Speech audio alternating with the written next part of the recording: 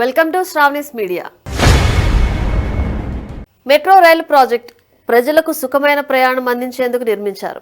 ఇప్పటికే దేశంలోని అన్ని ప్రధాన నగరాల్లో మెట్రో రైళ్లు పరుగులు పెడుతున్నాయి. త్వరలోనే విజయవాడ, విశాఖలో కూడా మెట్రో రైలు పరుగులు పెట్టేలా ఏపీ ప్రభుత్వం కేంద్రం సహకారంతో అడుగులు వేస్తోంది. ఇప్పటికే ఢిల్లీ, ముంబై, కలకత్తా, నాగపూర్, జైపూర్, బెంగళూరు, హైదరాబాద్ లో మెట్రో రైళ్లు పరుగు పెడుతున్నాయి. వీటిలో హైదరాబాద్ మెట్రోకు అత్యంత ఆదరణ లభించింది.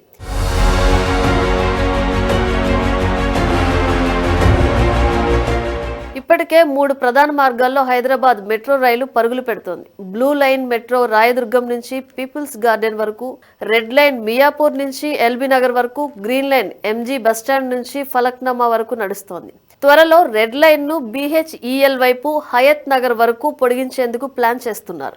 దీనితో పాటు నాగోల్ నుంచి ఎల్బీ నగర్ మీదుగా శంషాబాద్ ఎయిర్పోర్ట్ వరకు కొత్త మెట్రో నిర్మించాలని ప్రభుత్వం నిర్ణయించింది కూడా. మెట్రో 2వ దశలో భాగంగా ఈ మార్గం ప్రతిపాదించబడింది. ఈ మెట్రో మార్గం హైదరాబాద్ నగరంలోని ఏ వైపు నుండి అయినా ప్రయాణికులను విమానాశ్రయానికి అనుసంధానం చేస్తోంది. ఇప్పటి వరకు హైదరాబాద్ మెట్రోను L&T సంస్థ నిర్వహిస్తోంది. హైదరాబాద్ మెట్రోకు అనూహ్య స్పందన వచ్చింది. దాదాపు అన్ని రైళ్లు కిటకిటలాడుతున్నాయి. అయితే గత కేసీఆర్ ప్రభుత్వం చేసిన తప్పుతో హైదరాబాద్ మెట్రో సంస్థ పీకల్లోతు అప్పుల్లో కూరుకుపోయింది. ప్రభుత్వం సకాలంలో బకాయిలు చెల్లించకపోవడంతో L&T సంస్థకు హైదరాబాద్ మెట్రో పెద్ద గుదిబండలా మారింది.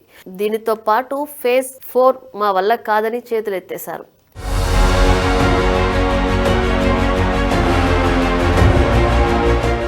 దీంతో రంగంలోకి దిగిన రేవంత్ సర్కార్ L&T సంస్థ ప్రతినిధులతో సంప్రదింపులు జరిపింది.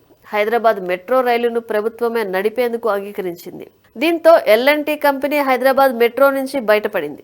మొత్తం 13,000 కోట్ల అప్పును రాష్ట్ర ప్రభుత్వం తీసుకుంటున్నట్లు ప్రకటించారు. 5,900 కోట్ల L&T వాటాను 2,000 కోట్లకే ప్రభుత్వానికి అమ్మేసింది. మెట్రోకి కేసీఆర్ ఇస్తానని హామీ ఇచ్చిన 3,000 కోట్లు ప్రభుత్వం రద్దు చేసింది. లీజుకు మాత్రమే వాడుకునే అవకాశం ఉన్న 260 ఎకరాలను L&T సంస్థ ప్రభుత్వ పరం చేసింది.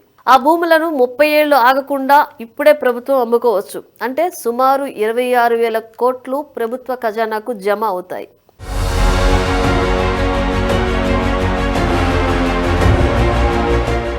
L&T CMD స్వయంగా సీఎం రేవంత్ రెడ్డితో ఒప్పందం కుదుర్చుకున్నారు. కమాండ్ కంట్రోల్ సెంటర్లో ఈ డీల్ ఓకే చేశారు. కేవలం ఓ రియల్టర్ మాదిరిగా చర్చలు జరిపి డీల్ సెట్ చేసుకున్నారనే మాట వినిపిస్తోంది. ఇదే సమయంలో కేసీఆర్ ప్రభుత్వం చేసుకున్న ఒప్పందాలపై కూడా ఇప్పుడు చర్చ నడుస్తోంది. కోట్లల్లో ఆదాయం వచ్చే ఔటర్ రింగ్ రోడ్డును గత కేసీఆర్ ప్రభుత్వం కేవలం 7,000 కోట్లకు అమ్మేస్తే రేవంత్ రెడ్డి మాత్రం 10,000 కోట్లకు పైగా ఉన్న హైదరాబాద్ మెట్రోను కేవలం 2,000 కోట్లకే ప్రభుత్వం ఖాతాలో వేశారని మార్కెట్ వర్గాలు వ్యాఖ్యానిస్తున్నాయి. ఇంత తక్కువ ధరకు అంత ఖరీదైన సెటిల్మెంట్ చేయడం పైన నిజంగా రియల్టర్లే అనే మాట వినిపిస్తోంది.